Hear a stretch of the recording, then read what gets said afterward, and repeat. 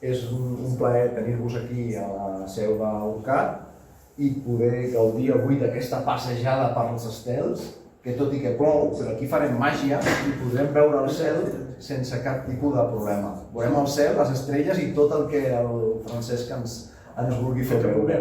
Sí, home, sí. Doncs vinga, ja està, no m'enrotllo més que anem justos de temps. Passo la paraula al Francesc. Em coneixeu gairebé tots, no? I els que no em coneixeu encara, sóc el Francesc, Eco Bravo 3 Foxtrot Quebec Delta, molt habitual dels nets de dimarts i de dijous, els dels dissabtes no.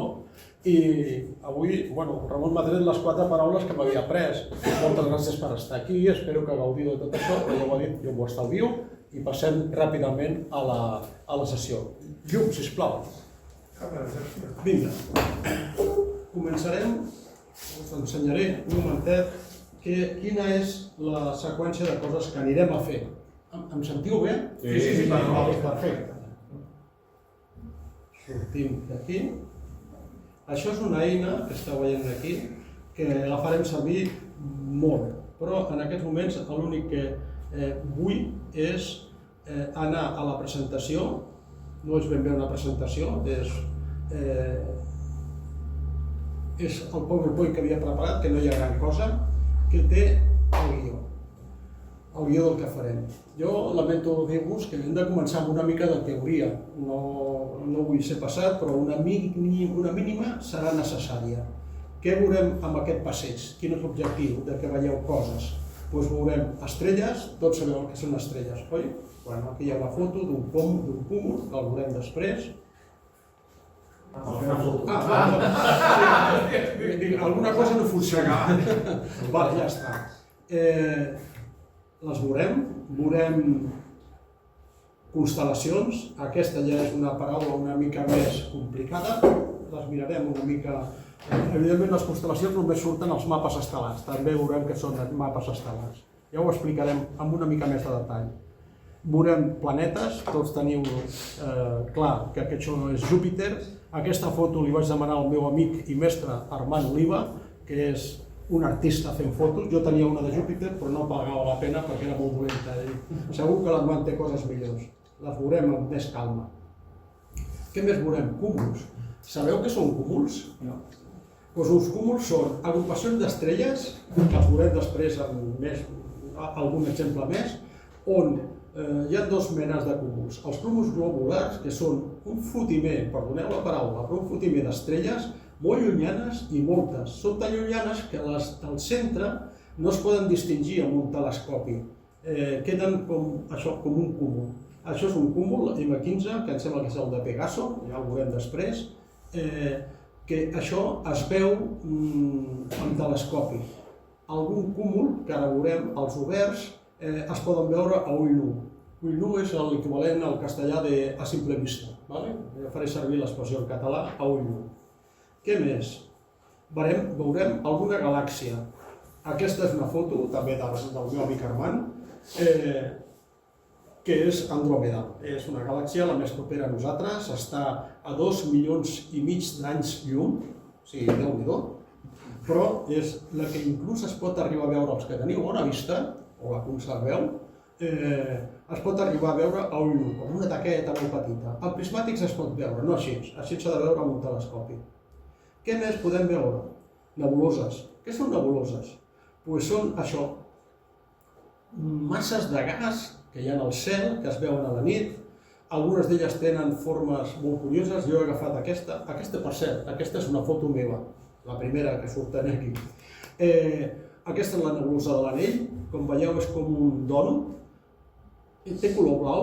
El que us vull dir és que aquesta, quan es veu amb telescopi, no es pot veure d'una altra manera, sense telescopi, es veu de color gris, és una pena, però és que l'ull, a l'ull humà, quan li arriben aquestes intensitats de llums tan tènues, com és aquesta, no és capaç de distingir el color. Una màquina de fer fotos, sí, com va ser aquest cas. Aquí vaig agafar el meu telescopi, li vaig endollar al darrere, d'això se'n diu... no me'n recordo. Sí, muntatge focal. A la focal vaig posar la càmera de fer fotos sense el seu focus, és a dir, el focus el teleobjectiu de la càmera de fer fotos era el propi telescopi, i llavors aquesta foto es podia fer. Hi ha alguna més feta d'aquesta manera, ja les veurem. I veurem més coses, però abans de començar aquest recorregut hem de tenir clar algunes coses. Quan sortim a veure el cel de nit, els objectes que hi ha allà? La resposta gairebé és òbvia. Primer, que no hi hagi lluna plena. Lluna plena pels enamorats, perfecte. Quan les altres llunes també, pels enamorats sempre tot és perfecte. Però el dia que hi hagi lluna plena, oblideu-se. Només veureu lluna, pràcticament. I què més? Heu de tenir clar quan és lluna plena per no fer un viatge que no serveixi per res. Jo faig servir una app, una aplicació del mòbil per la lluna, que és aquestes fases de la lluna. Si voleu prendre nota d'això, us ho copieu, si no ja ho passaré després, que a mi em va molt bé. És una que et diu quina lluna hi ha en aquell moment, però a més et permet anar endavant i enrere a veure quina lluna hi havia en un moment determinat o en un dia determinat. El temps, evidentment, avui, aquesta nit hauria sigut un mal dia. Hi ha aplicacions pel temps, jo faig servir molt aquesta, el Meteorloo. Tampoc no és que sigui molt precisa, però acaba de donar-te una certa idea. Què més? On podem anar a veure el cel?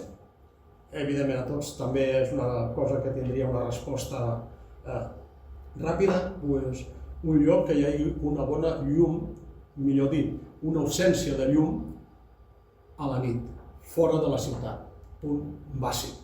I una altra condició, com més amunt millor.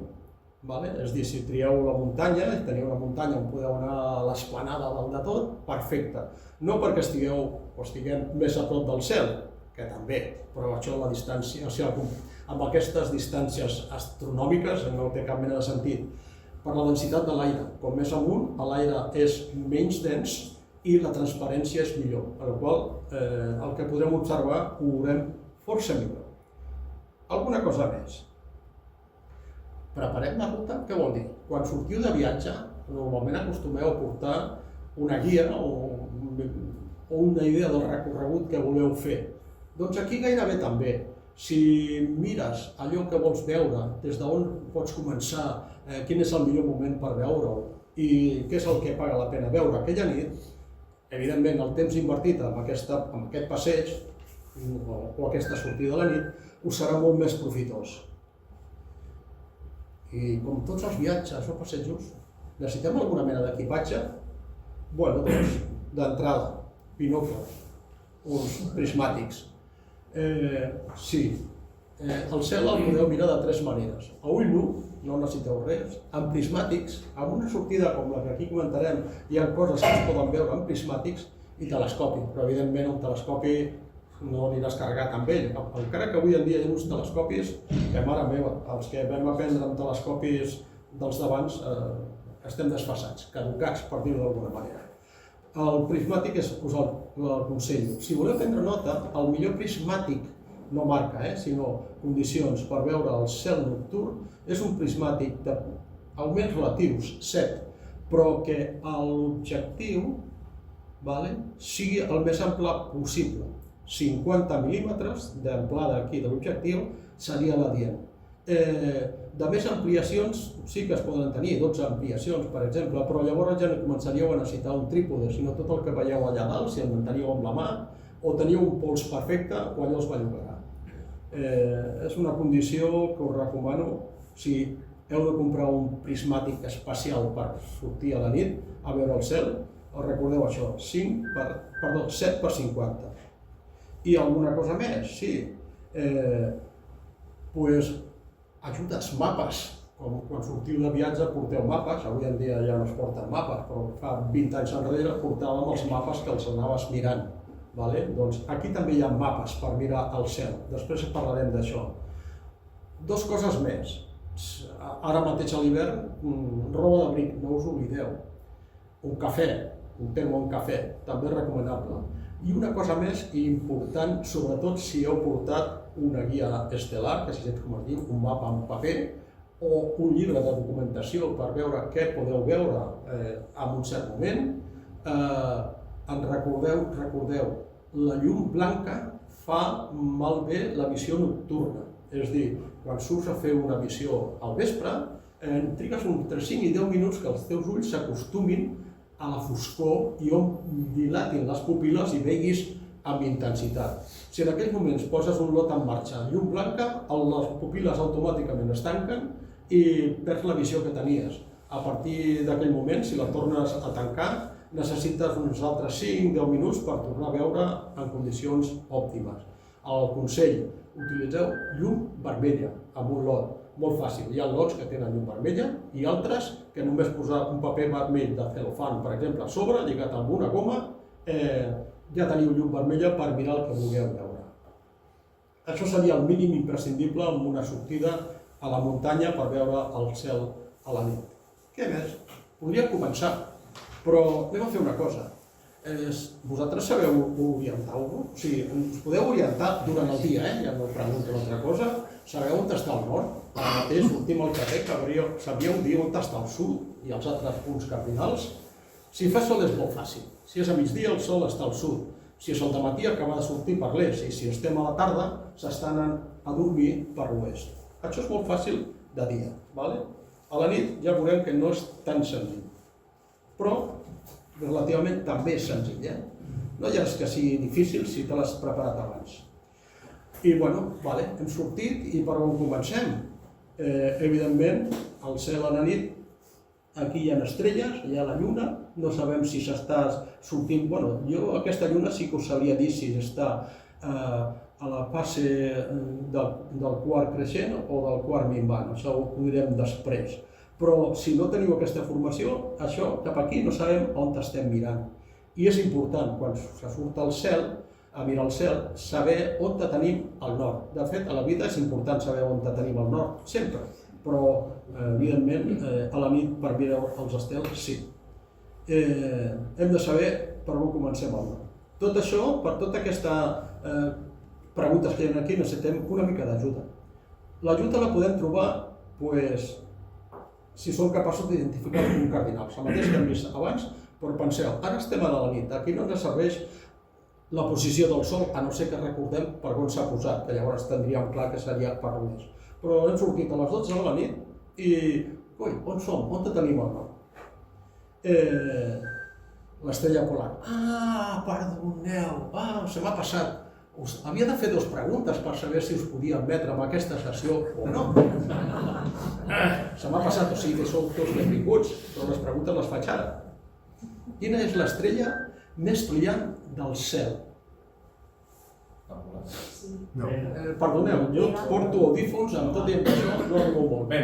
Quina? Vega. Però no és una estrella de Quina? Vega. Vega. Antares. Una Vega.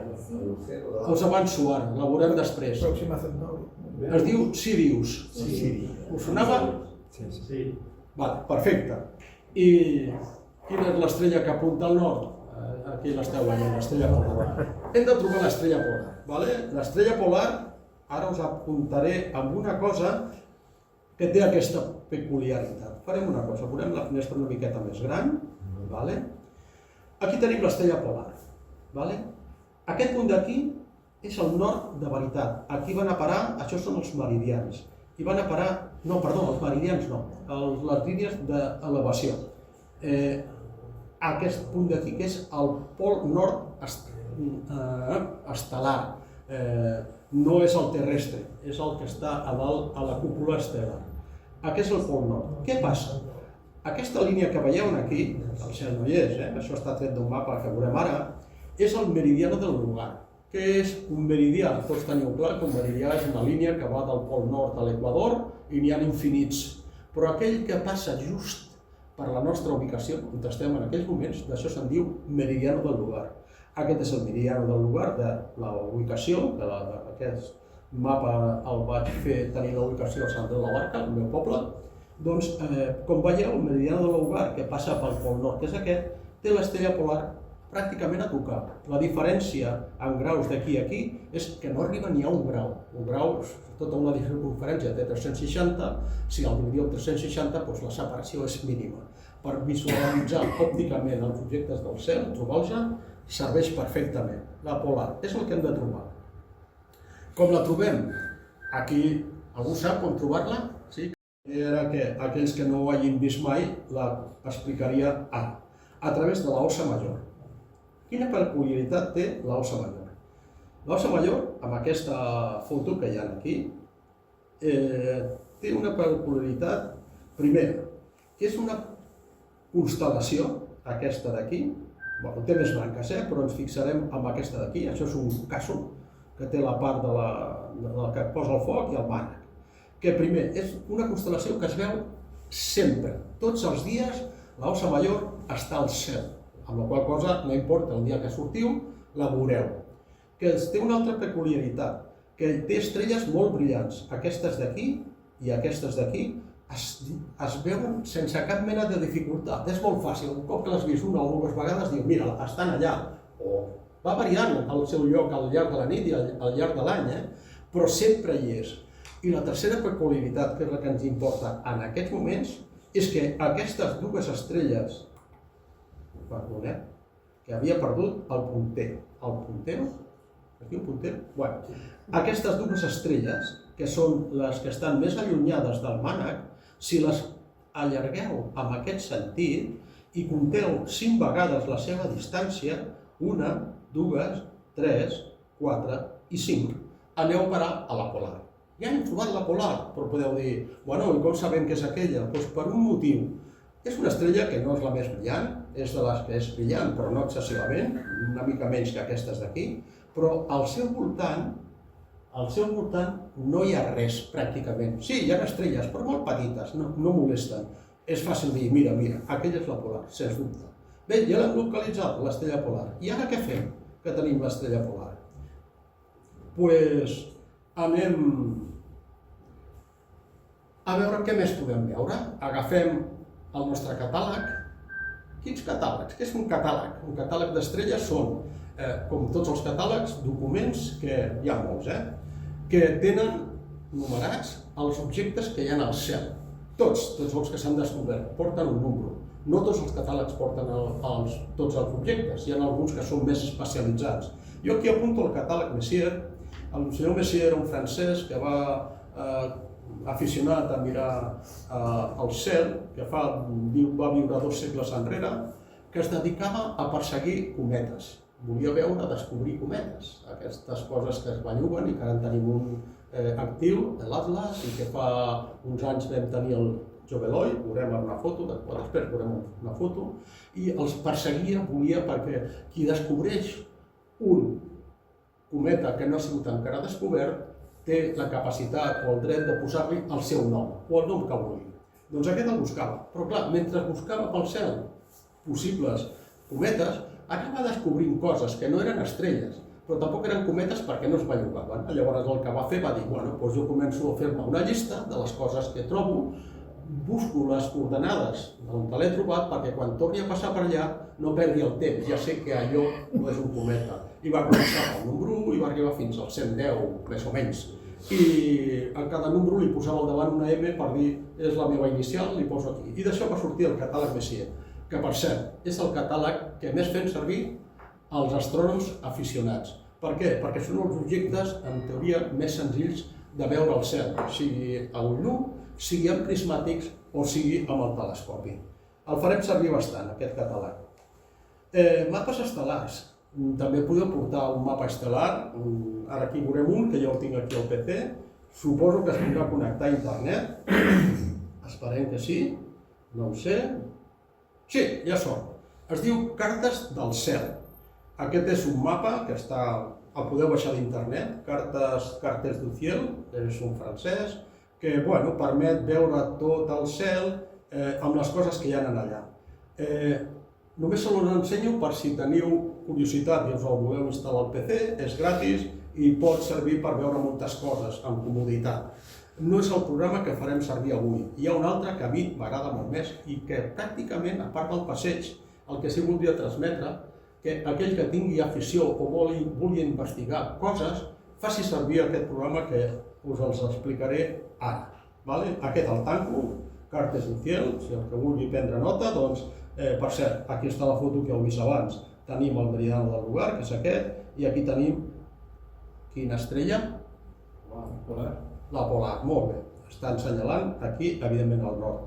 Aquí estan, les línies que veieu són els meridians. Els meridians es junten tots a dalt de tot. Això que veieu aquí, aquest punt d'aquí, que és on s'ajunten els meridians, és el zenit, ¿vale? Meridià celeste, no és el terrestre, però coincideixen, és la mateixa. Aquest d'aquí, aquesta línia vertical, seria el nostre meridià del lugar, que aquí passa exactament pel zenit. El tanco, i aquest no el tornarem a veure ja ara.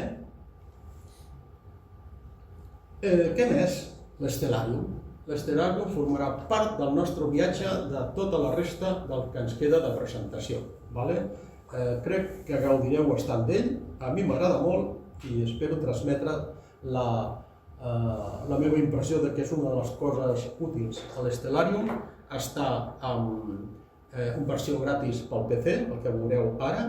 De fet, quan heu entrat i heu vist això donant voltes, allò estava fet amb l'estelàrium. Hi ha versions pel mòbil i per la tablet. Una versió simple és gratis, la de pagament és molt més completa, però es paga una vegada, no és gran cosa i ja està.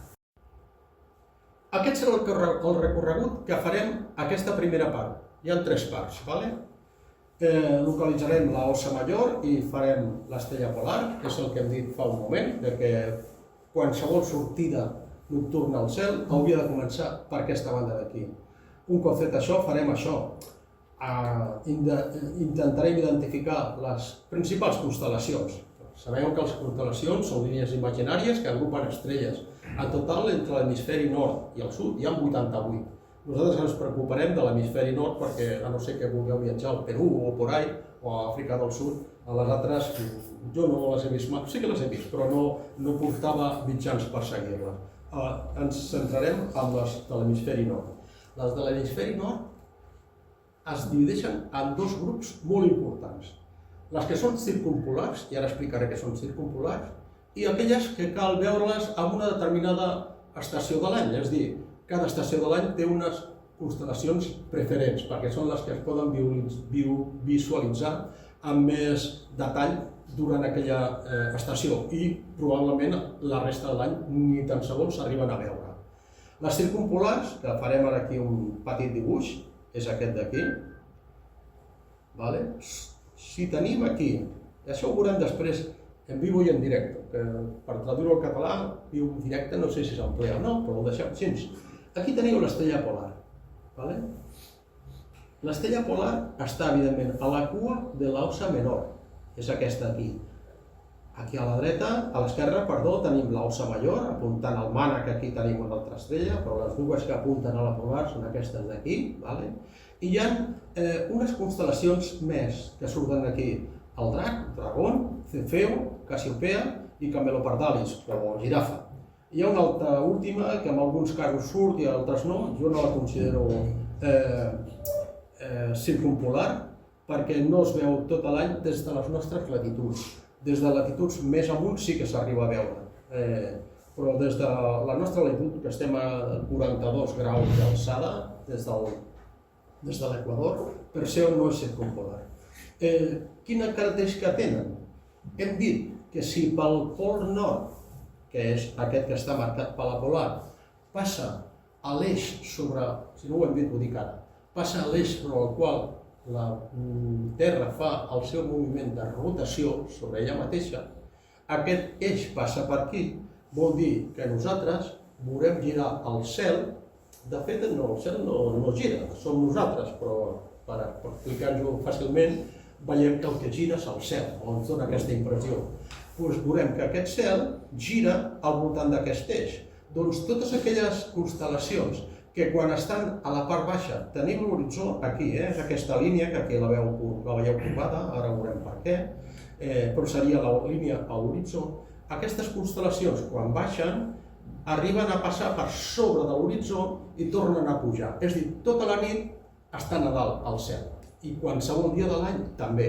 Per això se li diu circumpolar, perquè donen la volta al voltant, totes les donen la volta al voltant del pol nord, però aquestes tenen aquestes característiques, les veus tot l'any. Per això tenen una peculiaritat, que no t'has de preocupar de quin dia surts a veure el cel si vols veure coses de les constel·lacions circumpolars.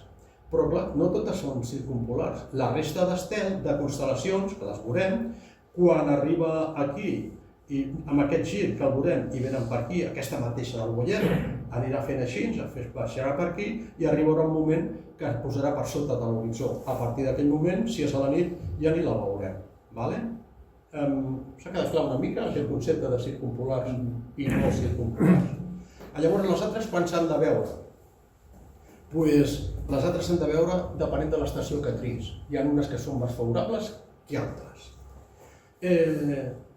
Quan fem aquest exercici i estiguem veient aquestes constel·lacions que no són circumpolars, a l'estiu localitzarem el triangle d'estiu, a l'hivern l'hexàgon d'hivern, són figures geomètriques que no hi són, però te les pots imaginar, que estan marcades per estrelles molt brillants. A la tardor no existeix una figura definida, aquestes tres sí, ja les veurem. Mira, ja la tenim aquí. A l'estiu, quan estiguem mirant el cel i molt amunt, veurem tres constel·lacions que són molt importants. Lira, el Cigne, el Cisne i l'Àguila.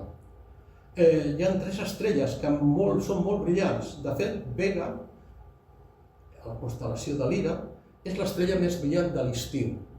Deneb també és molt brillant i el Tall també. Aquestes tres es veuen molt bé a l'estiu, a dalt de tot el cel, aquesta està molt a prop del zenit i quan identifiqueu aquestes tres estrelles, esteu veient el triangle d'estiu i podeu imaginar, o si teniu una guia estel·lar, quines són les constel·lacions que teniu al seu voltant. D'acord?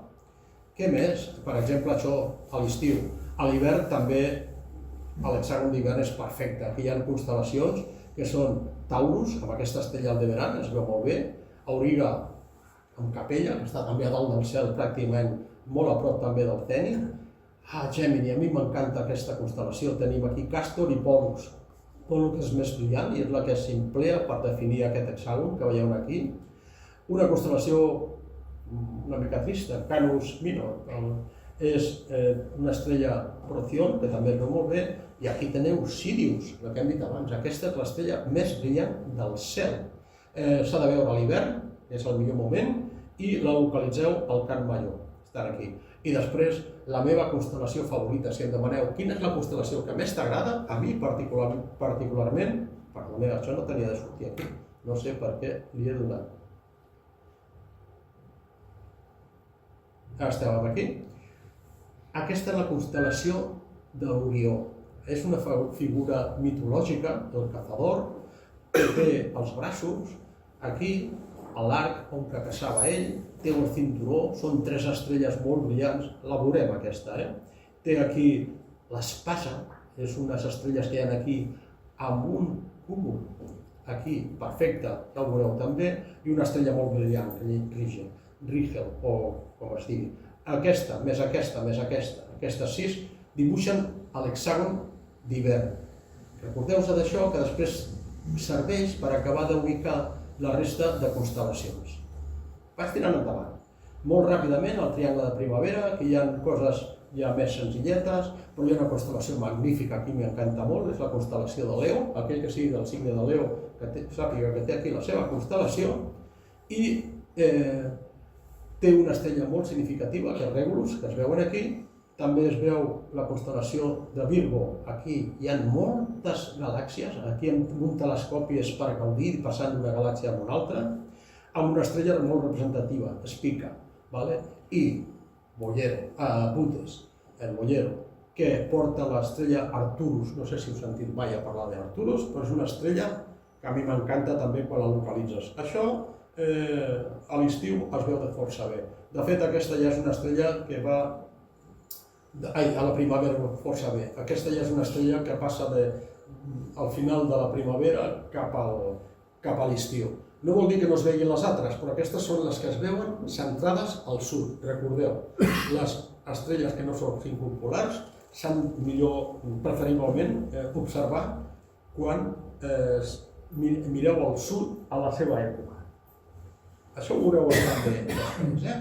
Què més veurem amb aquest, o quina és la intenció amb aquest recorregut? Identificar aquestes estrelles que hem estat parlant i, finalment, farem una visita a estrelles dobles. No sé si recordareu tot això per ara quan les anem a veure, però si no, ho pregunteu i ho torno a explicar.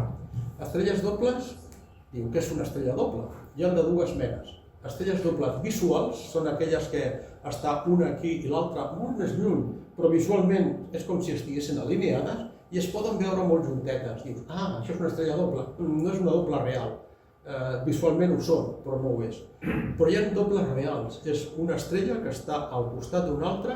Al costat no volia tocar, molt distants l'una de l'altra, però estem parlant de distàncies que estan molt llunyanes i sembla que estiguin a tocar. Però tenen una virtut, és que tenen un centre de gravetat gravitacional, al qual giren les dues. I poden ser dobles, poden ser quàdruples. Després veurem un exemple de doble i de quàdruple.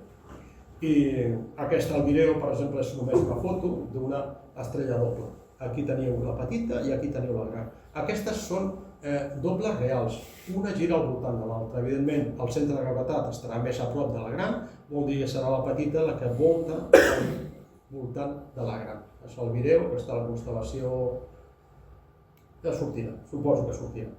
Què més? Visitarem cúmuls, ja hem parlat. Les Plèiades és el cúmul obert que més m'agrada. I a més aquest es veu a simple vista. Té noms que potser els... Heu vist algun de vosaltres aquestes estrelles mirant al cel? Se'n diuen les 7 germanes o els cabritilles. Són 7 estrelles que després les localitzarem, que jo us els recomano. És de l'hivern, ara és un bon moment per observar això. Sortiu una nit que estigui el cel així, localitzeu amb l'estel·làrium més o menys cap a on queda i mireu. Si a més teniu prismàtics, ja és això, és increïble.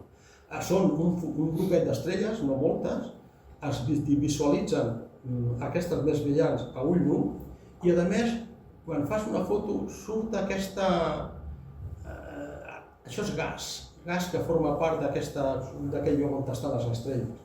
Això al final és una nebulosa, el que hem parlat abans. És un gas que amb les fotos surt del color blau, mirant a ull nu es veu de color gris només. Però aquest es pot veure a ull nu i si no, amb prismàtics. No cal telescopi per fer aquesta foto. Aquesta, també és meva, deixeu-me que em digui, perquè les bones són de l'Armand, però jo d'algunes estic una mica enamorat. Què més? I l'últim que mirarem són aquests cúmuls globulars, aquells que són moltes estrelles que al centre no es pot veure les estrelles individuals. Hem vist algun, que era el cúmul de Pegaso i el cúmul d'Hèrcules, que també és similar. Aquestes aquí al centre, encara que semblen que es veguin, hi ha més estrelles de les que es veuen. Aquesta és un cúmul que a mi m'encanta visualitzar perquè a més es veu perfectament a l'estiu, en la qual cosa no cal estar passant fred per veure això. Anem a veure una mica de tot això que hem dit. Intentaré anar ràpid perquè és la part més llarga de la presentació. Un programa que m'encanta, que és el que tenim obert. Això és l'Stellarium. I això que hi ha ara, què és? És tenir una imatge animada per quan heu entrat no hi hagués un ambient massa fred.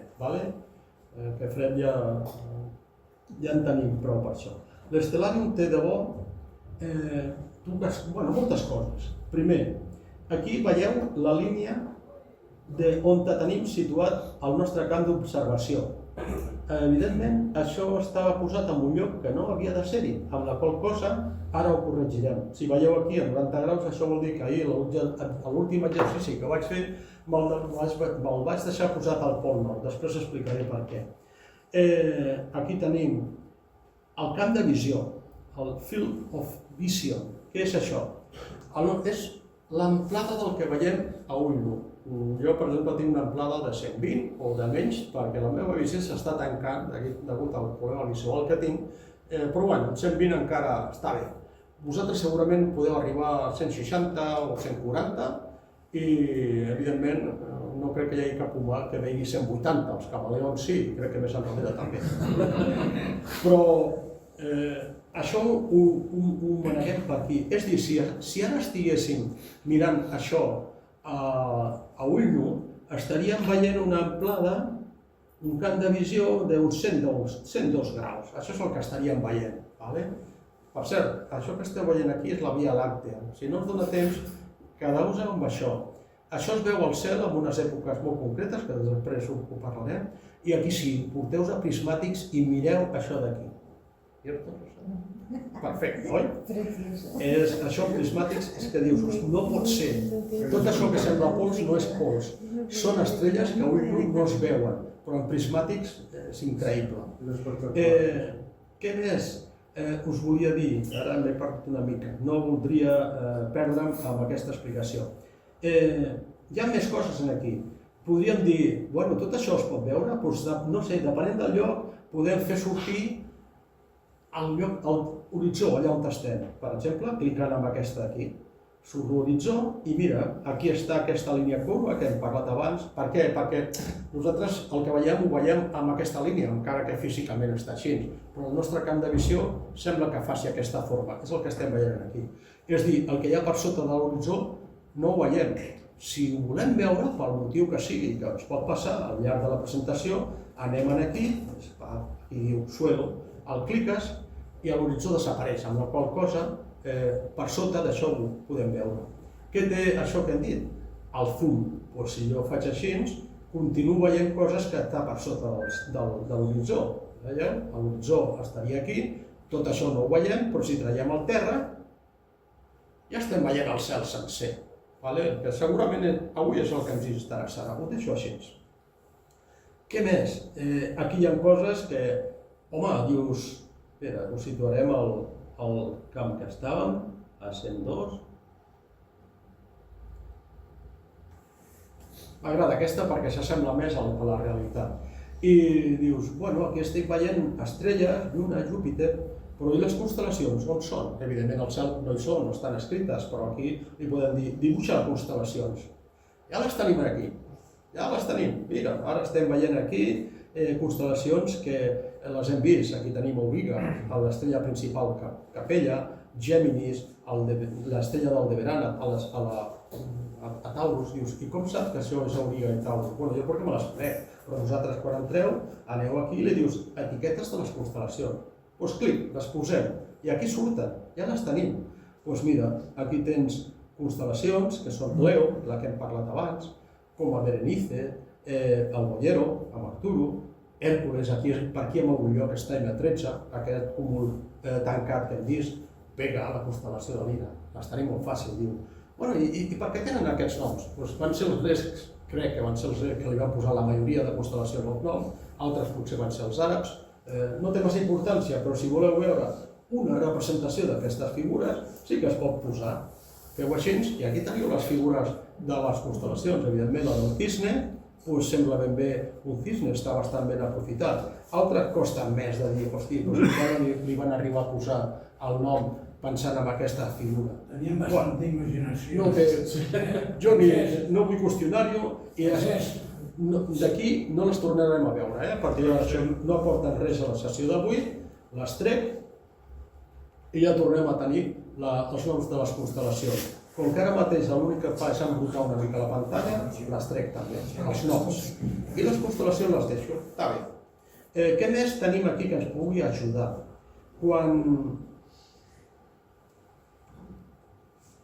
Amb aquesta d'aquí el que fem és que ara no es veu, però podem posar els punts cardinals per saber on són al nord i al sud. Ara els acabem de treure, aquí els hauríem de posar. Espera, em sembla que heu de tenir la Terra ubicada perquè surtin els punts cardinals. Però curiosament no surten per un motiu. Primer, perquè això ho tinc en moviment i ara me'n vaig al temps real. I si no surten és que alguna cosa he fet malament i no surten els punts cardinals aquí que haurien de sortir. Senyors, jo ara mateix suposo sortiran al llarg de la presentació, però ara mateix no volen sortir. No us sé dir per què. Sí, ja ho sé, perquè estem al pol nord i al pol nord no té sentit els punts cardinals, cap a tot arreu apunta al sud. Llavors, això és un error de no haver-ho corregit, ho corregiré ara. Aquesta és és l'opció que ens permet situar la nostra ubicació. Bueno, la nostra ubicació buscarem el lloc on estem, que hi ha uns quants aquí gravats que algun d'ells ens servirà. A la Verneda, posem el nostre punt de treball a la Verneda, que ja ens serveix, és força prop d'aquí, o sigui que no està malament. Ho deixem així i ara sí, ara surten els punts cardinals. Situem el sud aquí i el tenim, o al nord. I aquí estem veient les constel·lacions que estaríem veient ara. Aquí tenim l'hora del dia, són del dia 17 a les 11:54. Si no hi hagués sol, que el sol el podem controlar amb això, amb aquesta opció d'aquí li podem dir què passa si hi ha sol? Doncs si hi ha sol no veiem res, veiem a l'horitzó. Aquesta no ens interessa, ràpidament la traiem i ara estaríem veient això si no hi hagués sol, que per cert us ho dic ara i després ho comentarem. El dia 12 d'agost d'aquest any, a 7:45, comença un eclipsi que a Castelló, per exemple, serà total, amb la franja que passa des de Castelló fins a la Corunya, tota aquesta franja així, passant per la Rioja i per les comunitats del nord de Castella, de més amunt, des d'allà serà un eclipsi total. Una notícia bona és que serà el mes d'agost, dia 12, amb la qual les condicions probablement seran bones. Una notícia dolenta és que la totalitat d'aquest eclipsi només dura 2 minuts. O sigui, o estàs al lloc adient amb el moment adient o us el perdreu. Ho dic ara perquè hi haurà molt moviment de gent als llocs que estaran amb aquesta franja. Des de Catalunya també es veurà, però això serà un eclipsi parcial. Llavors, aquell que vulgui viure l'experiència, jo no l'he viscut mai, un de total, he viscut un d'anular, després explicarem què és un anular i què és un total i les diferències. L'he viscut una vegada, un anular, però un total no. Llavors us ho dic, jo ja tinc reservada una habitació en un hotel, en un lloc que vaig estar buscant molt, a la frontera, a prop de Ponferrada, als Monts d'Horteleno, baixant, que dona cap a l'oest, perquè a les 8:30, que és la totalitat, el sol està pràcticament a l'oest, a prop de desaparèixer, el qual has d'estar situat el més alt possible i mirant cap a l'oest, i que cap a l'oest no tinguis ni contaminació. Contaminació lumínica, de fet, no serà massa important, però millor no tenir-ne, i que no tinguis res al davant que t'ho tapi. O sigui, sortir aquí i dir, ja miraré cap a l'oest, com que el sol estarà molt baix, no heu de tenir cap edifici al davant que us estigui fent la ombra. Ho dic perquè pot ser interessant per aquell que no l'heu viscut mai, suposo que cap de nosaltres ho ha vist. Fa un temps va haver-hi un viatge a Austràlia per on va anar un company meu, va dir que era magnífic. Una totalitat vol dir que quan hi ha la totalitat de l'eclipsi, el cel es torna fosc, es fa de nit total. Els animals, si en tens per allà, es tornen bojos, no entenen com s'ha passat del dia a la nit amb un plaç de temps tan increïblement lent. I després, al cap de 2 minuts, torna a sortir la llum i ja està. És perfecte. També us dic que si us perdeu aquesta, d'aquí 2 anys, d'aquí un any, l'any següent, el 27 hi haurà un altre, que aquest sí, aquest serà migdia i durarà 6 minuts, però no tot és perfecte. I serà total, també? També serà total? No. Entrarà per Gibraltar, per tot el Mediterrani a la banda sud. O sigui, els punts de veure'l serà al sud de Portugal, Cádiz, una mica de Màlaga i la part nord del Marroc, Ceuta i Melilla. Els llocs perfectes per anar allà, però allà on hi ha molt espai. L'espai bàsic serà el mar, o sigui, si teniu un jot i aneu i aparqueu per allà, perfecte. Si no, millor pensar què voldríeu fer. L'avantatge que quan serà migdia no cal anar dormint allà, podeu quedar-se una mica enrere i llavors ben de matí, el dia de l'eclipsi, sortir disparats i agafar una alçada, però com que està a dalt, qualsevol lloc en principi serà alt. I aquí acabo amb l'explicació dels eclipsis, que tindrem una mica més després. Vale? Com molt sovint em passa, em perdo, què més hi ha aquí? L'eina del temps, que aquesta la farem servir. Com que la farem servir, només dieu, és aquesta eina, ja la veurem. Quines eines més? L'eina de configuració de les figures que veieu aquí. La farem servir, ara no l'explico. Aquesta sí, la búsqueda. Aquí podem dir, vull buscar M35. Escrius aquí M35, com que la farem servir, no m'estenc ara, la tanco. Aquí farem, aquesta eina és la de configuració, ara mateix no té importància per nosaltres, aquesta molt menys, no hem de fer càlculs astronòmics i preguntes tampoc. I aquesta d'aquí ens queda per veure, aquestes de 4 d'aquí no les explicaré, no tenen sentit per la nostra explicació, i no, aquesta sí, perdó. Aquesta no, que és la posició del telescopi, no el tenim, doncs cap problema. Aquesta és força important, és dir, mira, vull centrar el tall, el vull centrar al centre. Recordeu-se d'aquesta, és important, per coses que veurem després. Ara aquest és el centre, aquí potser no l'heu vist molt bé, però Arturo, que el tenim per aquí, el volem portar al centre. Ja el tenim al centre, després ho explicaré per què. Trec al terra, que aquí no ens aporta res, ¿vale? I què més hi ha per aquí? Aquesta, jo la faig servir, és molt maca perquè és pantalla completa. Fas així i perds els marges, o guanyes els marges per la visió. Aquesta és la informació de l'estrella que s'ha senyalitzat. Què es veuen aquí? Alfa Boötes, és a dir, la lletra alfa, de fet les estrelles es van començar a identificar de la més brillant a la menys brillant amb les lletres gregues, amb el catàleg aquest, o amb números, i tot això són catàlegs. El d'Hipparco, el no sé què, aquests dos, tots això són noms de catàlegs. La magnitud és 0,15, vol dir molt a prop. No hem parlat de magnituds, molt ràpidament, perquè hi ha moltes coses. La magnitud 0 és la que es va donar, la que en aquells moments es creia que era l'estrella més brillant del cel. Les altres són menys brillants, per no complicar-se la vida, a aquesta li donem magnitud 0, a la que ve al darrere li donem magnitud 1, per cert, sembla que això va com els decibels, d'una magnitud a l'altra és el logarim de l'una a l'altra. La magnitud 2 és la que ve al darrere, però amb menys brillantor, i així és.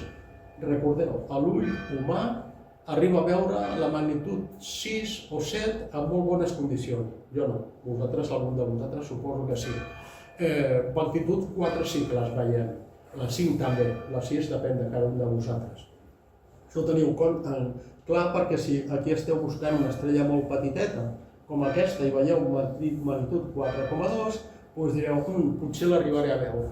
Podeu intentar mirar aquesta constel·lació d'aquí, que és la Corona Borealis, a mi m'encanta, l'estiu perfecte, i és la guia. Què més hi ha aquí? Estàvem veient, estàvem a la part de sota, estàvem veient la totalitat de la pantalla.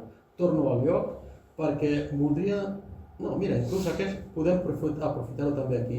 Si se us acudeix anar amb el PC, perquè heu muntat una sortida, que voleu sopar i a la nit voleu mirar el cel i teniu el PC, engegueu l'Stellarium i esteu mirant tot el que aquella nit podeu mirar. Us en recordeu el que us he dit. La llum blanca farà malbé la vista. Aquí hi ha molta llum blanca.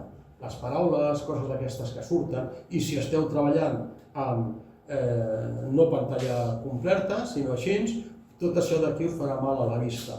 Doncs hi ha una opció que és aquesta d'aquí, treballar amb llum vermella, o opció nocturna. Feu així i els vostres ulls estaran protegits. Important això si us en porteu PC, si no, no cal que només que tingueu en compte el de la llum vermella si porteu un no. Això ho tornem a deixar allà on era i ho acabo d'explicar, la màquina del temps, aquestes 4 opcions que hi ha aquí. Amb aquesta parem o posem en marxa el temps. Ara mateix està parat, mireu aquí el comptador dels segons, ara el posem en marxa, ja està marcant. Aquesta és, marquem el temps actual, on som ara. Doncs bé, són les 12:03 i el comptador en marxa. Perfecte, amb això controlem si parem o engeguem. Però aquestes dues, que les farem servir també, sobretot aquesta, és Vull viatjar amb el temps, endavant. Doncs cliques aquí, cliques aquí, cliques aquí, això es comença a bellugar, això es comença a bellugar, i depenent què tinguis centrat aquí, veus les coses com evolucionen. Ara mateix no és l'opció millor per posar aquesta opció, però ja jugarem amb això. Amb la qual cosa parem el temps i tornem al temps actual, d'acord? Fins ara han sigut les eines de l'Stellarium. Si teniu en ment instal·lar-vos aquesta aplicació al PC o al mòbil, recordeu, totes aquestes opcions són similars amb el mòbil, no exactament iguals, però les funcions són les mateixes. Allà on havíem deixat la nostra presentació, que és, ens falta veure, fer aquest recorregut, evidentment, amb l'Stellarium. Doncs ens anem a l'Stellarium i anem a veure què volem veure, què hem dit que volíem veure. Constel·lacions les que no fossin, primer les circumpolars.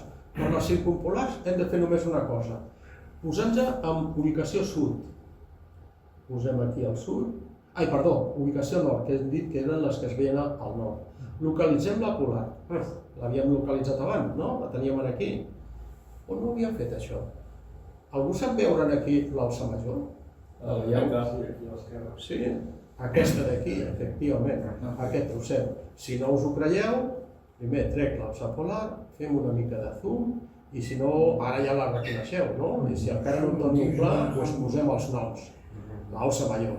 I, evidentment, si ara agafem l'alça major, aquestes dues estrelles, i anem per aquí, anem a parar la polar. Com veieu, aquí hi ha estrelles, però totes aquestes són molt petites.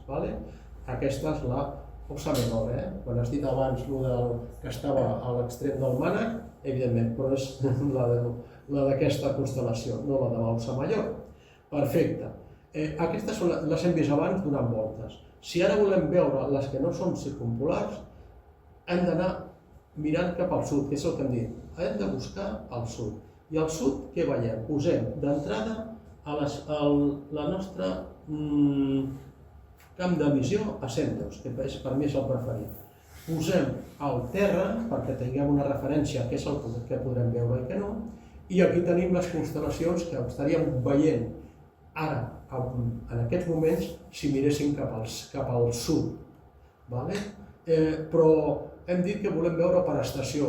Doncs volem veure les d'avui, no, les de l'hivern, que es veuen millor cap a finals de gener, anem a la nostra màquina del temps i ens situem cap a finals, doncs cap al dia 30 de gener, que és on les veurem millor, i a més buscarem l'hora a la nit. L'hora preferida per mi són les 22, les 10 de la nit. Serveix per qualsevol dia de l'any, 8, 19, 20, 21 i 22. Aquesta nit, el dia 30 d'aquest mes, estaríem veient això al cel, a la part mirant al sud. Evidentment, si puges molt amunt, estaríem mirant cap al zènit. Ens centrarem en aquesta banda d'aquí, que va des del sud-oest fins al sud-est i al sud aquí al mig. Tenim, evidentment, si posem aquí les constel·lacions, doncs tenim el Camp Major, el que hem parlat, l'Orió és aquesta d'aquí, Taurus, amb aquesta estrella, Aldebaran, Gemini, que tenim aquí Castor i Pòllux, aquí dalt de tot, que es veuria, és Auriga, i aquí el Camp Menor, que és aquesta que té per aquí a Procyon, aquí, Camp Menor. Aquestes serien les que hem vist abans quan deien la de l'hexàgon de l'hivern. Les tenim aquí, una, dues, Capella que està aquí dalt, 3, Pòllux, Procyon i Sirio i Riga. Aquest seria l'hexàgon. Això és el que aquesta nit, la que no volíem una mica més cap a l'est perquè encara no acabem de pujar, i totes aquestes nits fins a la primavera podríeu estar veient això. Si teniu ganes, us abrigueu, sortiu, agafeu els prismàtics i mireu això d'aquí. Ara faré zoom i ens centrarem aquí. És una de les estrelles d'Orió i la vull tenir al centre per un motiu, perquè no les vull perdre a mesura que passi el temps. Tot això girarà en aquest sentit, d'una manera una mica diferent, però estem veient què hi ha a la constel·lació, la meva favorita, que és Orió. Per què?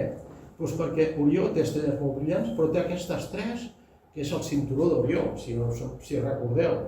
Si posem aquí he dit que no la tornaria a posar, però la posem. Aquí tenim l'Orió, que és potser una de les que més representen, amb el seu arc tensat aquí a punt de disparar, i aquí teniu el seu cinturó. I aquesta és l'espasa que portava penjada del cinturó, i aquí hi ha una cosa que és magnífica. Això que esteu veient aquí, farem una mica més de fum. Això en prismàtics es veu, és una nebulosa, la nebulosa d'Orió. Traiem la figura, que no ens molesti. Això és la nebulosa d'Orió. És perfecte per veure en prismàtics i en telescopi és per gaudir d'ella. Les fotos surten en color, en visió normal de l'ull, ni en telescopi ni en prismàtics no surten els colors. Ja t'ho dic ara. Bé, què més hem dit que faríem? Ens havíem quedat a les estrelles, havíem arribat fins al Vireu. Cúmuls oberts, les Plèiades que les hem vist, cúmuls tancats que també els hem vist. Perdoneu, que no havia avançat el recorregut.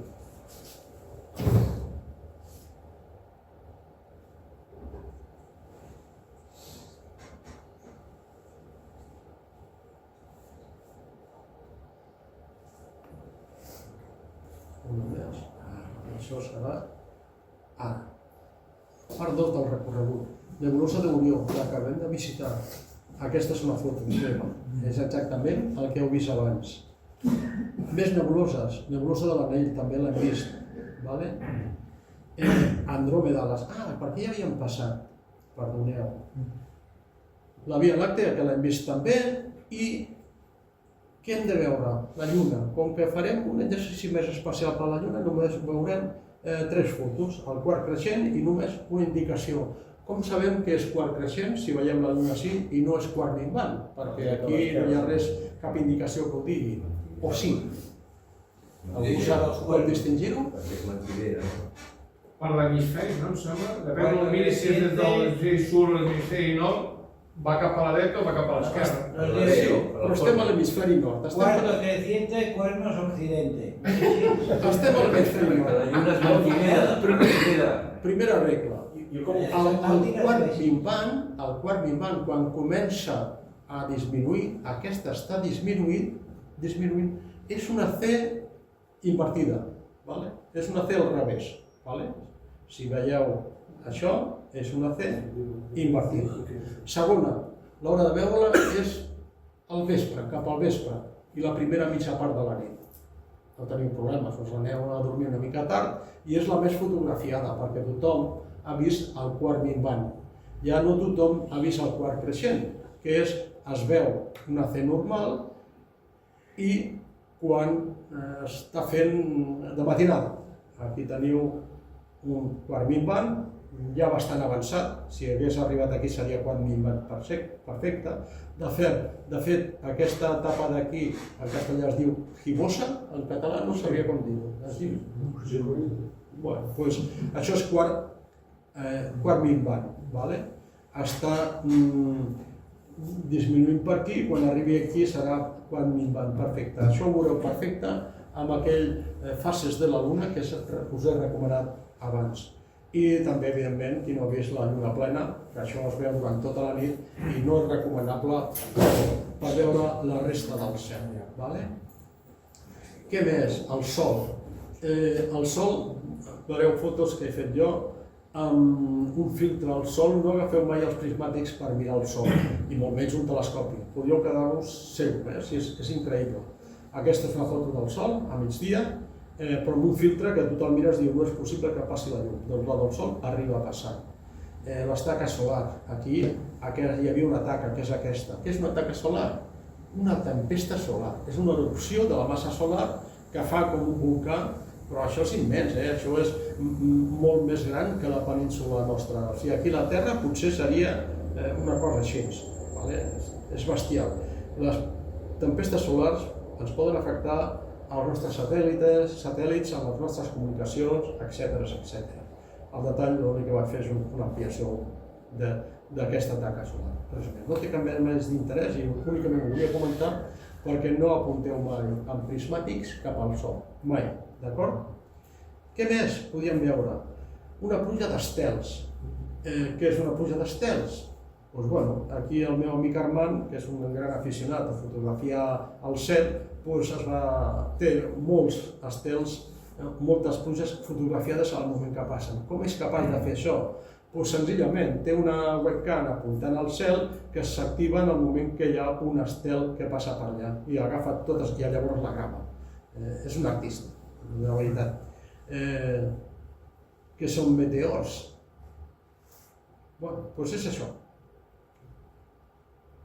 El cel, paf, tots l'heu vist, no? Vale, no m'entretenc més amb això, excepte potser explicar-vos una cosa.